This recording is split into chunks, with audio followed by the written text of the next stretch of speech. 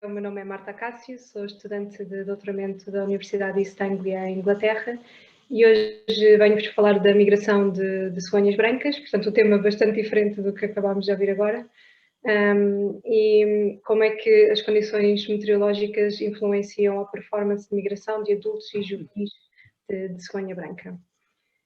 As aves e os animais em geral migram em resposta a condições, a alterações no ambiente e a alterações, nomeadamente, a nível do clima, que influenciam a abundância de alimento.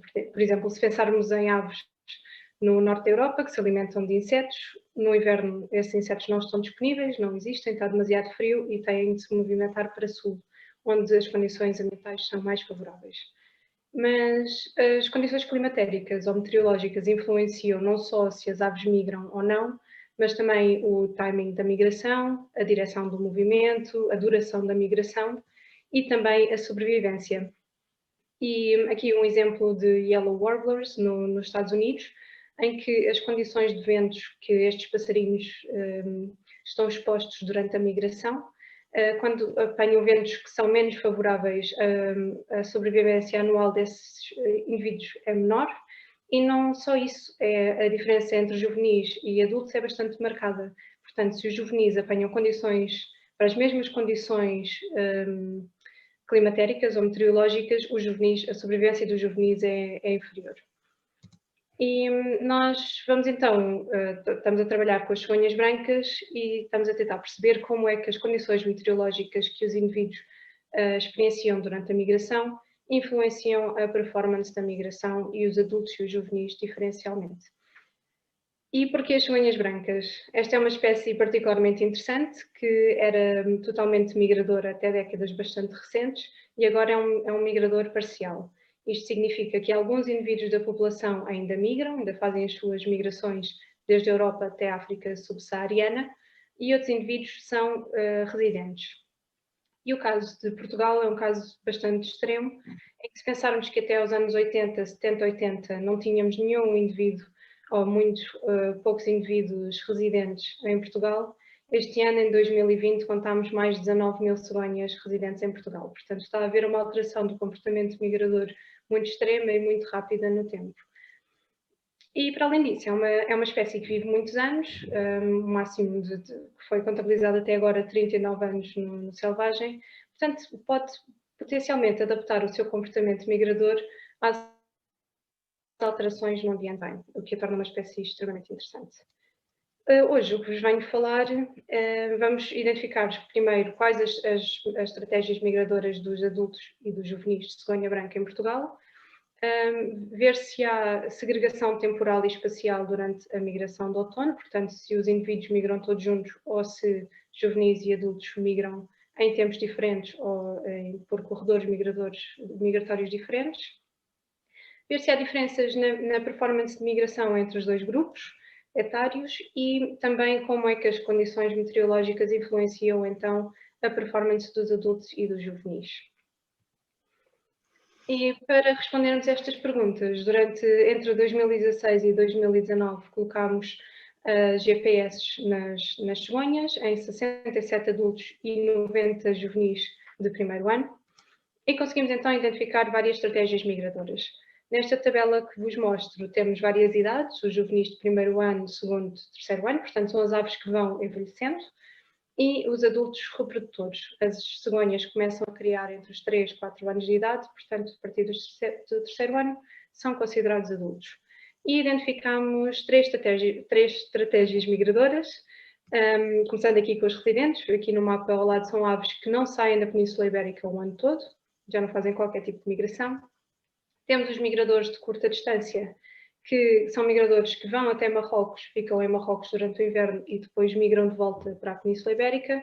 E, por último, os migradores de longa distância, que passam o deserto do Saara e que voltam na primavera seguinte.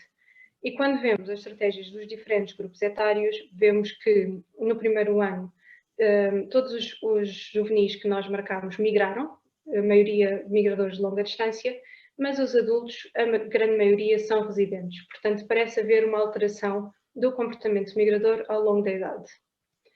Para além disso, vemos que a época de migração dos juvenis e dos adultos é bastante longa, desde julho até setembro, e os juvenis e os adultos migram todos na mesma altura e pelos mesmos corredores migratórios. Portanto, não há segregação temporal ou espacial entre adultos e juvenis, que faz sentido porque são migradores sociais. Os juvenis têm de migrar com os adultos para saber para onde é que vão. Portanto, migram todos juntos, pelos mesmos corredores, mas os adultos demoram em média 16 dias a chegar às zonas de invernada e os juvenis demoram um bocadinho mais, demoram em média 18 dias. E aqui é que começam a ver as diferenças na performance da migração. Então nós colocamos várias hipóteses de porque é que os juvenis demoram mais tempo a chegar até a África subsaariana. A primeira hipótese que colocamos é: será que os juvenis passam menos tempo do dia a voar, portanto voam menos horas por dia, demoram mais tempo? E quando comparamos adultos e juvenis, parece que não, passam aproximadamente o mesmo tempo por dia a voar. Será então que os juvenis vão de forma mais lenta? Nós com o GPS conseguimos quantificar a velocidade de voo?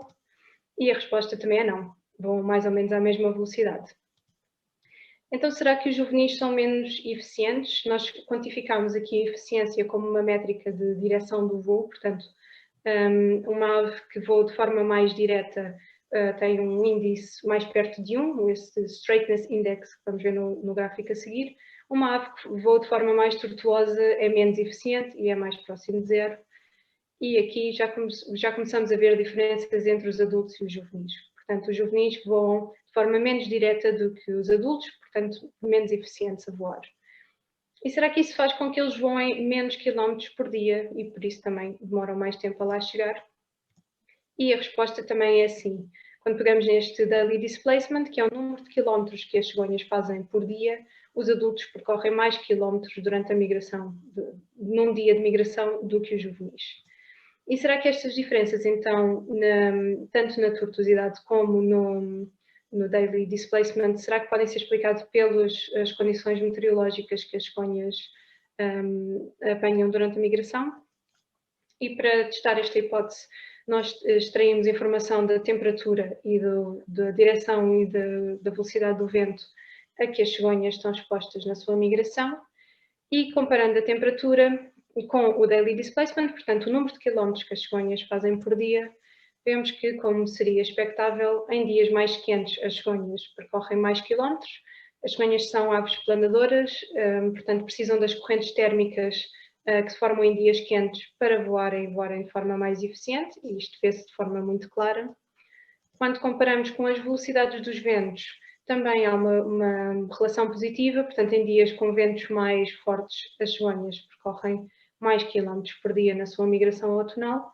E por último, o wind assistance, que é se o vento está a soprar na direção da ave ou na direção oposta, e aqui temos os tailwinds e os headwinds, portanto tailwinds é se o vento está a soprar na mesma direção da ave, headwinds é se está a soprar na direção oposta, e as cegonhas aproveitam os ventos quando estão na mesma direção para migrar mais quilómetros por dia, portanto quando os ventos estão bons, percorrem mais quilómetros, quando estão menos bons, menos quilómetros. E então a resposta é que sim, as condições meteorológicas que as cegonhas experienciam durante a sua migração influenciam a sua performance, e se olharmos para estes 3 gráficos, vemos que os adultos, a reta dos adultos, portanto a reta verde, está sempre acima dos juvenis, o que nos diz que para as mesmas condições meteorológicas os adultos conseguem percorrer mais quilómetros do que os juvenis por dia. E diz-nos que são então mais eficientes e tiram melhor partido das boas condições meteorológicas para migrar.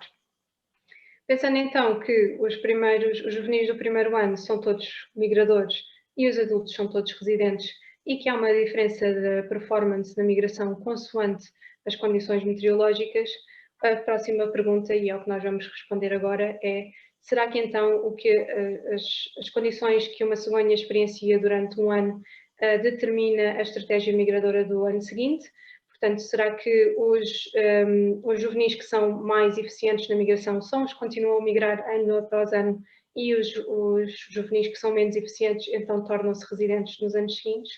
Isto é o que nós estamos neste momento a trabalhar, e não vos vou responder esta pergunta hoje, mas quem sabe talvez no próximo ano.